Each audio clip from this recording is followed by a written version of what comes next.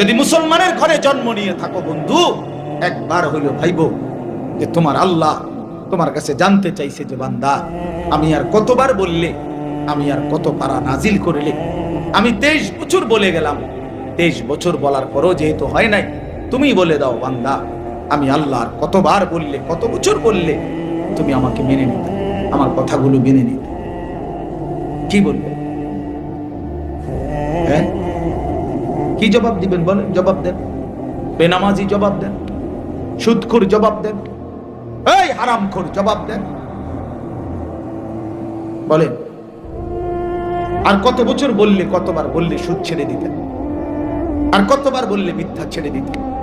যেই বোনেরা বেপর্দা, ওই বেহায়া বেপর্দা নারীকে জিজ্ঞাসা করেন, এই অসভ্য বেহায়া নারী, আর কতবার বললে তুই পর্দা করতি বোন, বল।